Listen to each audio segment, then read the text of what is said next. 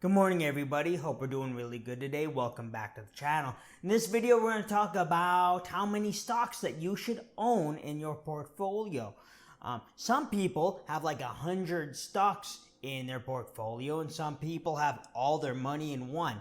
And both of them, there's pros and cons to both approaches, and we're going to talk about those pros and cons a little bit and kind of what the science says, and then also what Warren Buffett says.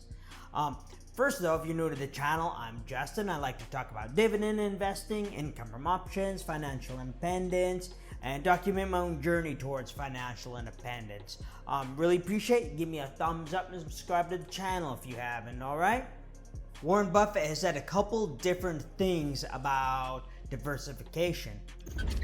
The question is about diversification, and I've got a dual answer to that. If you are not a professional investor, if your goal is not to manage money in such a way as to get a significantly better return than the world, then I believe in extreme diversification. I mean, so I believe 98 or 99%, maybe more than 99% of people who invest should extensively diversify and not trade. So that leads them to an index fund type of decision with very low costs.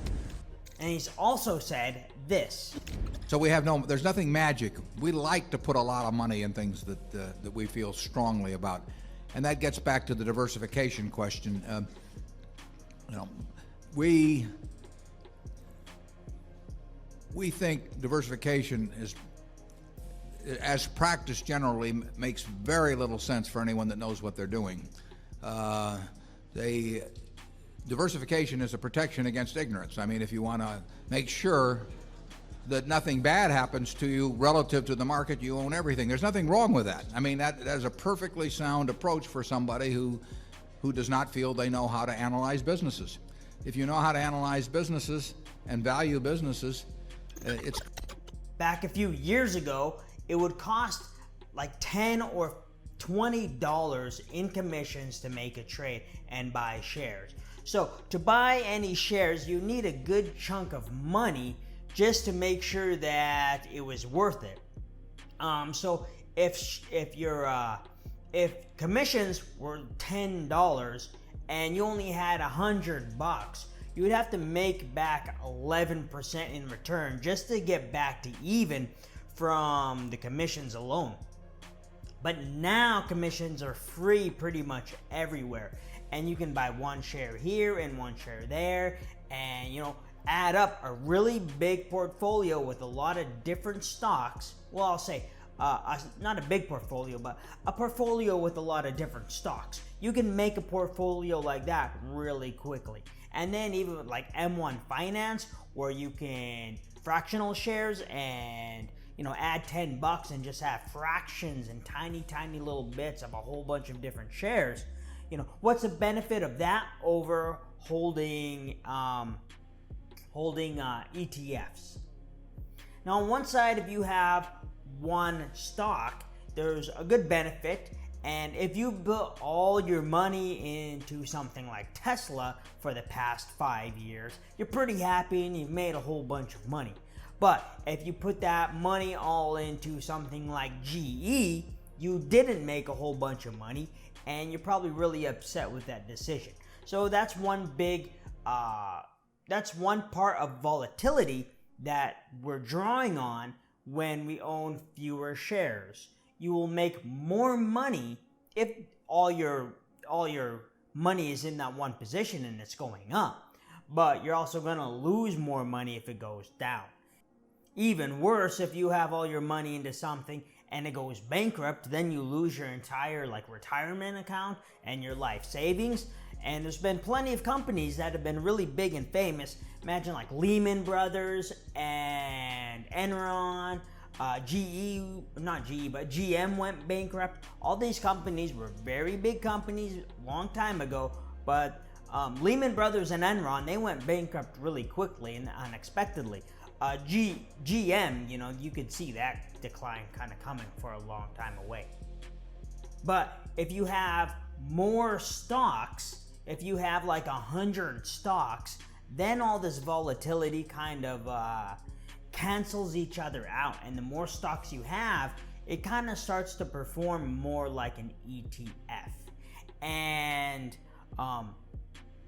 if you're just going to match returns of an ETF, why bother with choosing individual stocks with all the time and the research and all that kind of stuff? Eventually it'll just act like an ETF, and you're not going to outperform. You're just going to kind of fall in line to the index. If you are a good stock picker and you do a lot of good research and due diligence, and imagine you have like 15 equally weighted positions in your portfolio, and each position would equal about 6%. And then if one position was to double, your entire portfolio would only grow, that 6%. And then you'd have a few other winners that are a little less winners, and a few little like losers. And that's just if one position, kind of doubles, you get that gain of only 6% on your portfolio. And if you have 25 positions in your portfolio, that doubling of one stock, which is a pretty big thing, that's only a 4% gain in your portfolio. Now these guys, Frank Riley and Keith Brown, wrote a book, Investment Analysis and Portfolio Management, a long time ago, and they're still making a whole bunch of additions on this regularly and updating it. And it says that you can get like 90% of the benefits of diversification with only 12 to 18 stocks. And then you're going to see a little chart like this thrown around, and this is kind of a chart of the volatility that comes with adding one position or adding more positions to your portfolio. Anything larger than that, you're not really benefiting from owning all these other companies. Sure, all these other companies might like double or do really well, and you may be happy to own them, but your portfolio as a whole is not going to benefit from, if you own 30 companies and one company doubles, you have enough positions in there that it's going to cancel out that benefit of picking, your 25th great stock. Unless, you're just a wizard and all your 25 stocks are just amazing performers and you're doing great on every single position. But that's probably not gonna happen. And statistically, there's this other little research thing that found that 25% of all stocks are responsible for all the gains in the stock market. So it's not like an average thing. It's not like you have 10 stocks and half of them go up 15% and then half of them go up 5%. So your average is 10% gain in the stock market. It's not like that. It's like where you have 20 stocks, but 4 or 5 of them go up a whole bunch, and then all the other 15, they don't really do as well. So that brings up the average for the whole benchmark. So if you are a good stock picker, you are going to need to have fewer positions and allocate more of your limited money to these good calls, so that your portfolio as a whole is going to benefit. Because it doesn't make sense, if you can own these great companies, but you have to look at your portfolio as a whole and see that, if you have one good company but one really bad company, you might double this position, but if you're losing a bunch of money on your other position, they're going to cancel each other out a bit. And then, statistically, you're probably not going to be beating the market anyways.